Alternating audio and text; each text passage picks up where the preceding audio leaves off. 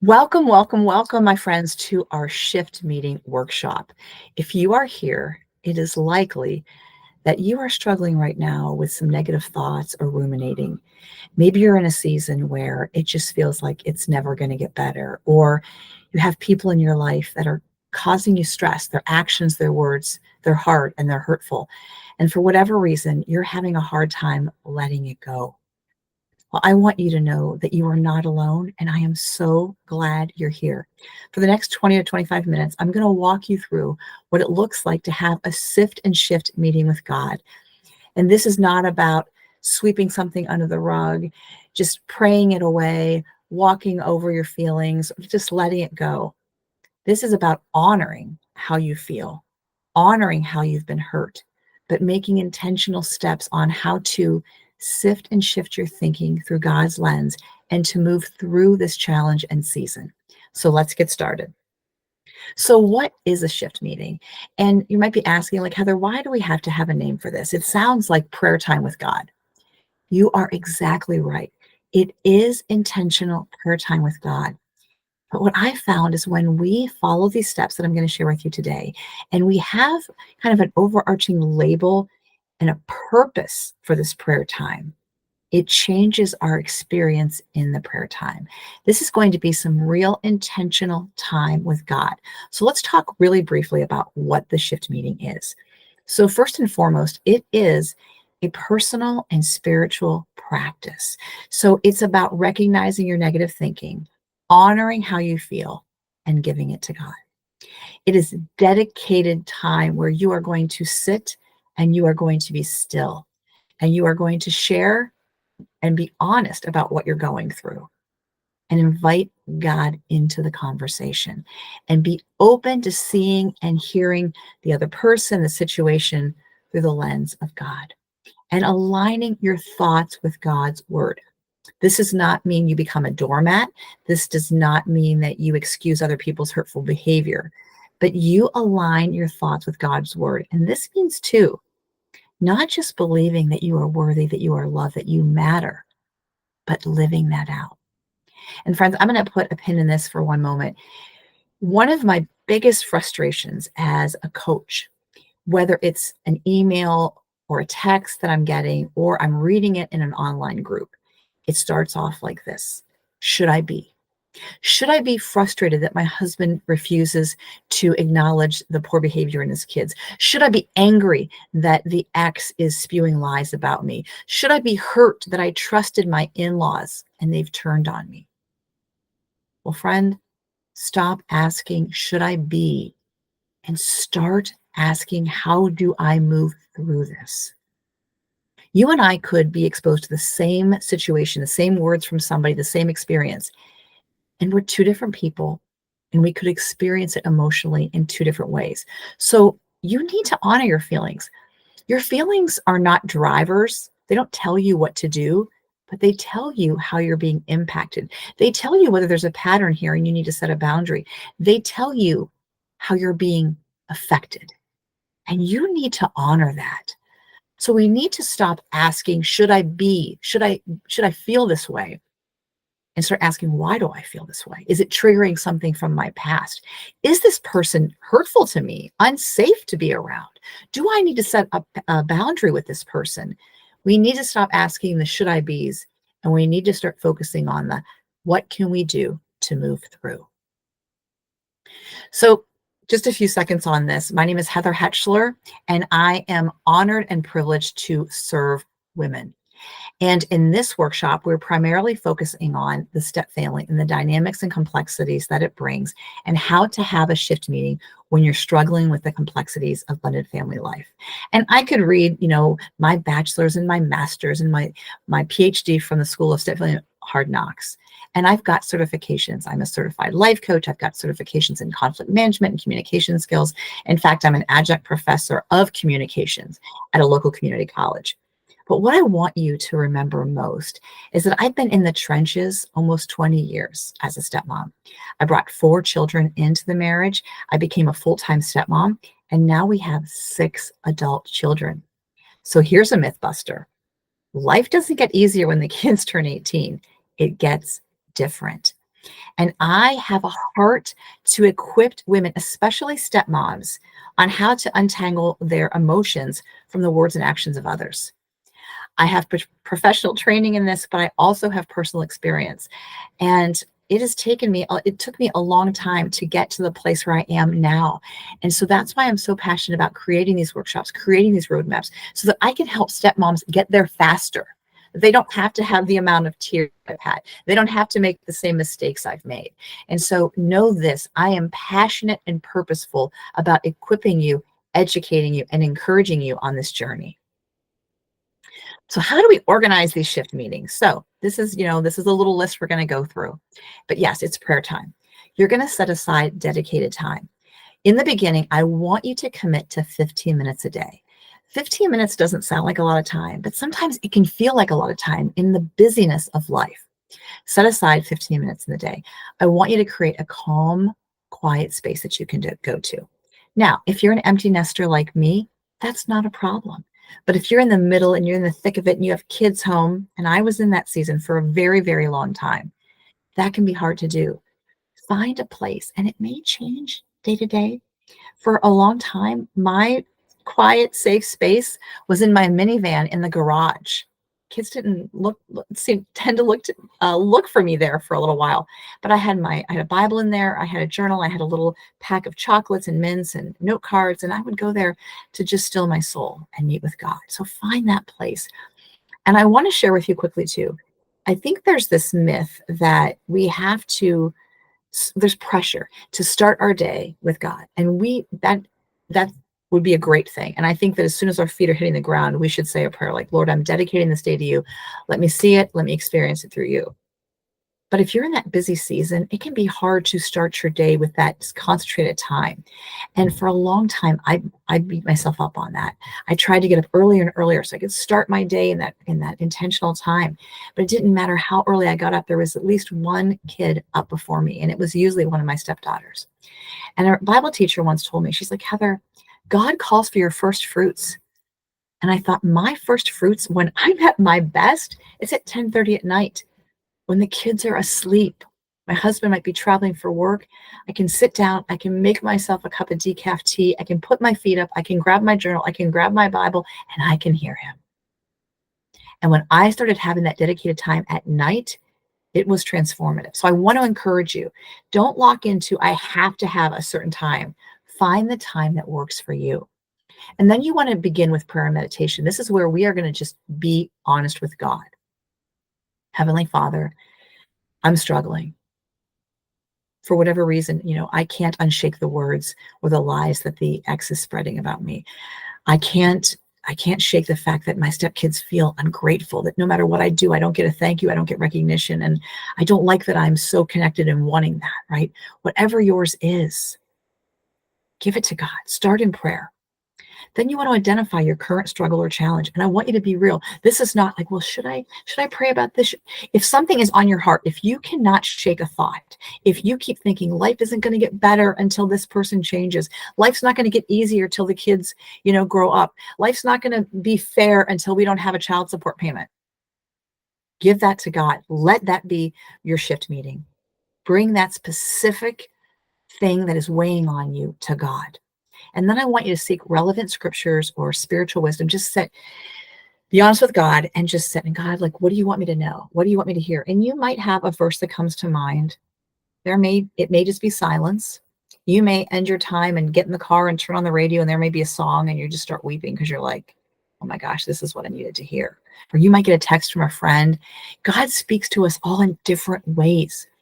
And if you're not sensing something, you know what? There is no shame. I do this many times where I open up the back of my Bible, I look up a theme, something I'm struggling with, or something I want direction on, and I turn to that page and I just start reading.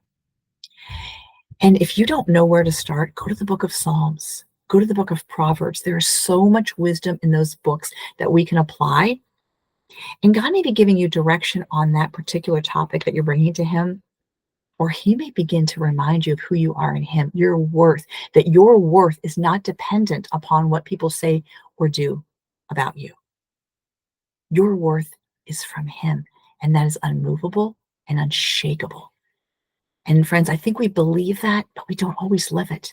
And we get hurt, and rightfully so, when people lie about us or gossip or create a narrative. But this is what I want to tell you. There are going to be people in your life that will create a false narrative about you for themselves. They need to see you in a certain way for them to feel better about themselves. They need to maintain a certain storyline about you for them to feel okay. And friends, you're not going to change that. You're not. And we spend so much time chasing other people, wanting people to see us for who we are because we have good intentions. We come into this family, we want good things. But instead of chasing the person who isn't interested, because if someone's really interested in knowing you and caring about you and coming to a place of center and rectifying things, they're going to come to you and have healthy conversations. If someone is not having a healthy conversation, if they're not open to a different point of view, friend, they're probably not interested in your viewpoint or really getting to know you. So instead of chasing them, chase the one who knows you. Chase the one that defines you. Chase the one who can fill your soul and your heart with peace and contentment and joy no matter what is going on in your life. And then I want you to reflect on how God's word will apply to you. I want you to journal your thoughts. Friend, there is something about speaking these thoughts out loud or journaling them that loses their power over them. Once we say something, once you write it out, sometimes we can see, yeah, I'm struggling with that, but that is not who I am. That is not the end of my story. That is not. Because we can turn our feelings into facts. The truth is, our husband can love us and not be able to read our mind. Our spouse can care about us and still disappoint us. Our stepkids can see that we're there for them, that we drive them to the practices, that we make the dinners, that we are there, and never give us a thank you. That non-thank you does not negate what you do and what you bring to your family. And then I want you to close with a gratitude and affirmation like, Lord, thank you. Thank you for this time. Thank you for filling me with truths. Help me to get rid of these lies that I've allowed to consume my head and my heart. And fill me, God. And you will begin to feel the peace and comfort. And God will begin to shift your perspective when you're open to it. And friends, one of the biggest casualties I see for stepmoms, especially when they join a family and they have these amazing intentions and things don't go as planned, is they lose compassion. Now, I'm not excusing your stepkids' behavior if they mistreat you or they don't respect you. I'm not excusing the ex-wife's behavior. I'm not excusing the in-laws' behavior. I'm not excusing your husband's behavior if you don't feel that he's listening and supportive. But I'm explaining.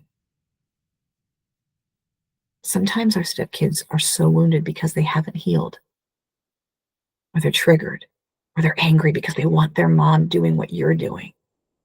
And they don't even realize it, and they don't know how to articulate it, so they just don't thank you. They're hurting. It's hard for them to not have their mom every day, or to not have a healthy mom in their life, or if their mom is deceased, to not get to share so many wonderful milestones. That's why I believe that a lot of stepmoms aren't invited or excluded or rejected when it comes to graduations or the birth of a grandbaby or celebrating something. Because if mom can't be there, I don't want you to get to experience it. And they may not be able to articulate that, but they may say, you're not invited. I don't want you there. And then your husband is left to be in a tough place. My kids and my wife are at odds. My kids don't want my wife. I want my wife there. Do I not go? Do I go? Becomes a very difficult, complex place to be. And that's why we sometimes have to take a step back and see situations from the wounds, the people that are affecting us. And it does not excuse their behavior, my friend, but it explains it. Here are some fundamental truths I want you to believe. And I think I believe that you actually know them, but you may not be living them. God's love is unconditional and ever present. It's not going anywhere. He's there. Chase him. Challenges are opportunities for growth and faith building. Now, I know this is a hard one, especially if you're going through something. Friends, when I went through my first divorce, I wouldn't have thought it was going to grow and get stronger. I didn't see the blessings in that. When I walked through breast cancer, when I said goodbye to my dad last year, when I lost my brother tragically a few months ago, when I went through really hard seasons with my stepkids where I saw I saw things that I wanted to help and fix so that it wouldn't keep going down a bad path, but I didn't always have the authority to do that. I had the responsibility to take care of them, and I saw things differently. And this is one of the fundamental truths. And if you've ever done any of my workshops, this is actually something I have to credit my husband. A lot of people take this and steal it, but we had a light bulb moment one day. One day he came up with it, but for months we were really struggling. One of his daughters was there was just she's hurting, right? And there was some stuff, and I would see her behavior through one lens, and he would see it through another lens. We were looking at the same child, the same behavior, but we were seeing things differently. And we both knew, like my husband knew I loved her and I cared about her, and I knew he loved her and he was doing the best, but we just didn't agree on how to handle things. And one day he calls me into his office and he's like, Heather, I was spending time with God and I think I get it. You look at her through the lens of responsibility and you see her and her behavior through that lens. I look at her through the lens of God and love and grace, like he looks at his children. And I want to give her another chance. I don't want to believe that she's intentional. I want to believe it's going to go away. We're looking at the same kid, but we're seeing different things. And in that moment, it was a transformative place and time for us as a couple, as a parenting unit, because we both recognized that the role we played in this child's life impacted what we saw. It wasn't about how we felt. It wasn't about what we were doing. Our lens impacted our view. And once we got that, it completely changed how we talked about things, how we came to a resolution, how we parented. And so I hope that that truth will sit with you as well. And friends, we don't always want to give thanks when we're in the middle of the stuck, but we can see how God grows us through it. And God definitely deepened my trust in him. He anchored my soul and he prepared me for future challenges. I want you to know too that your worth is not defined by your circumstances, but by God's view of you. And peace and joy are fruits of aligning your thoughts with God. Now, this isn't to say, I would never say, well, if you just prayed more, if you were got more godly, if you did, I'm saying when you sit with God and you decide to surrender that negative thought, that thing that you're ruminating on, you say, God, I want you to fill me with your peace and joy. I want you to take this. You sit there. You can feel his comfort. You can feel his peace. You can feel his joy, even in the midst of all the junk going on. And that is what I want for you. And friends, you have the power to choose your response. This is so important. So often when we're on the receiving end of a nasty text, or we hear from a third party that someone's lying about us, or we want to have a conversation and we're shut down. That's not who we are, right? So we want to react. First, we react because we want to get rid of the pain we feel. But second, we want to show, no, that wasn't my intention. That's not what I'm thinking. No, that's not who I am. And we want to defend and we want to explain. But it tends to escalate things. And that issue we started with, it didn't even get addressed. We have to sit with it and pray about it. And our power is in how we respond. And sometimes it's no response at all. Sometimes it's silence. Sometimes we have to say, you know what? I'm going to be comfortable with someone misunderstanding me. I'm going to be comfortable with not agreeing with that person. I'm going to be comfortable. And maybe if there's a pattern here, I'm going to start to set a boundary. We have this desire to want people to see us for who we are, but some people aren't interested in that. And it just sucks our energy out of us. So why are we doing this? Two reasons. You're worthy. You're worthy of meditating and praying on what is right and pure and joyful and seeing yourself how God created you instead of letting yourself be stuck in these negative thoughts and these things that you can't control. Because the second reason, you can only control you. And so start to control how you allow people to impact you. Sure, you're going to get hurt when someone sends a nasty text. You're going to be frustrated when you find out someone's lying about you. You're going to be discouraged when you do, and you never get a thank you. You can own that feeling in the moment, but not let that feeling blanket you and weigh you down for the rest of the day, the rest of the week, the rest of the month. So let's sift and shift. Okay, how does this work? We're identifying our current challenge. We talked about that, right? We're going to sift it through God's word. We're going to be open to shifting our mindset. We're going to be open to seeing the wounds of the stepkids. We're going to be open to seeing the wounds of the ex. We're going to be open to understanding that how we were raised and what we experienced as children affects our communication style and our conflict style. And we're going to be open to looking at this from a different perspective. We're going to embrace these truths that God gives us, and then we're going to choose to move through. So, a few things here.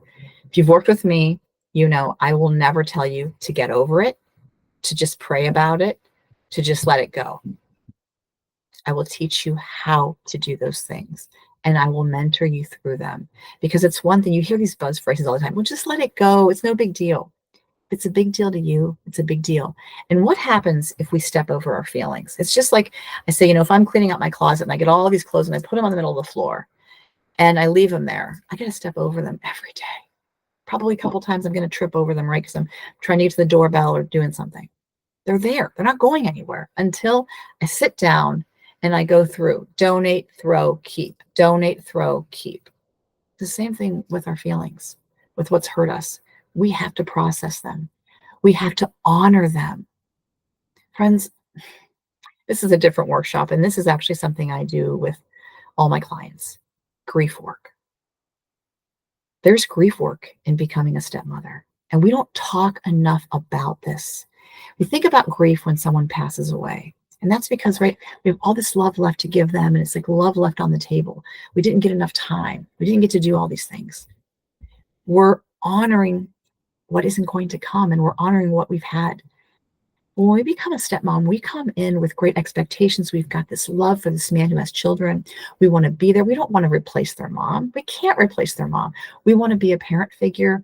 We want to have a good relationship. We want to, embrace this family. And we marry with all these great intentions.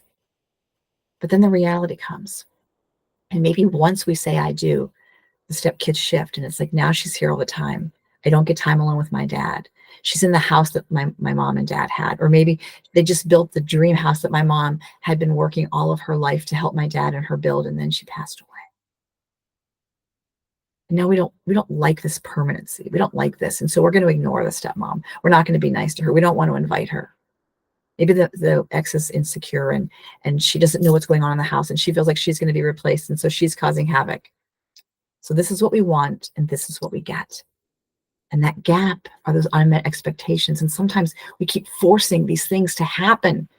But due to the complexities of stepfamily life, they're just not going to happen right now. They may happen. You may have an amazing relationship with your stepkids, and then it may go away, and then it may come back. But we have to grieve that gap between what we want and where we are. Because until we recognize that gap, until we work on grieving it, we're going to be chasing it. And you're going to find as you do these shift meetings, that is probably where a lot of your pain is. Wanting something that is not there and you can't make happen right now. So this workshop that I am doing today was a workshop that I did live a few days ago. And the women that participated actually sent in real struggles, questions, things they wanted to sift and shift through. I didn't record that because I take the privacy of my clients, the women that I work with, very seriously. But I'm sharing these here with no names because I think that you can relate to a lot of these. So let's read the first one. My adult stepdaughters will never accept me. That would be hard. Think about this, and maybe this is you. If you woke up every morning and you're like, my stepdaughters are never going to accept me. They're never going to like me. I'm never going to be included. I'm never going to be wanted at the holiday parties. Now I'm gonna stop here because we talk a lot. I mean, I think that if every ex-wife was crazy and every stepmom was evil, there really wouldn't be any normal women in the world, right? So sometimes stepkids have a reason to be upset with a stepmom. Maybe she's done something to hurt them. Maybe she's done something to hurt their mom and they feel protective. Maybe maybe the kids don't think that she's very healthy for their dad. If you're a stepmom and you feel that your stepkids do not like you, that they don't want to be around you, and you realize you have done something, maybe it wasn't intentional, but I'm going to encourage you to own it, to really pray about it, and to seek forgiveness and to give them time to trust you again. Now, if none of that has happened and maybe they feel like they can't talk to you for whatever reason, that's a different story. That's where both of these, we need to pray about it. We need to reframe it, and we need to break down those different things. So, like, let's say you don't get invited to the wedding, or you don't get, you're not allowed to be you're not allowed to be at the hospital when the grandbaby's born. Take those particular situations and shift those through God's word. Ask God to show you what might be going on in the head and heart of your stepchild. Try and see it from their perspective. Give yourself grace for the pain that you're going through, and give them grace as well. And once again, we're not excusing behavior, but we're explaining it. This last one here, these kids don't respect me. I'm just a maid. That is a pretty big, overwhelming thing. And what if you woke up every day thinking that, like, I got to drive them here. I got to make the food. I got to clean the house. They don't care. I am just the maid. It would be pretty discouraging to go through day after day, week after week, maybe year after year, believing that. But what if you could sift and shift and say, my stepkids can appreciate me and not tell me. I can do these things for them because it blesses my husband and it's what God would want me to do because it's the right thing. And I don't ever get a thank you. Or I can start to set a boundary. Maybe the kids are running late. They miss the bus all the time and they just expect me to drive them because their dad wants me to drive them. But you don't have to drive them. You can, if you miss it once, I'll drive you. You miss it again, you're going to have to find your way to school, or you're going to have to, I'm going to charge you $5. Boundary is a different workshop. But do you see where you can start to put in boundaries? Because maybe we're allowing too much. We teach people how to treat us by what we allow. And it's okay to say no. It's okay. But, there's one stepmom in particular that I'm thinking of is that, she cleans the house, she goes to bed, she's got teenage stepkids. She wakes up, there's dishes everywhere. And she's just like, oh my gosh, they don't respect me. They don't respect me because I go to bed with a clean house. I wake up to a mess. Then I have to spend the first hour cleaning it. Your kids can respect you and still leave the dishes everywhere. I know it doesn't feel respectful, but you're also filtering the experience through the lens that you grew up with.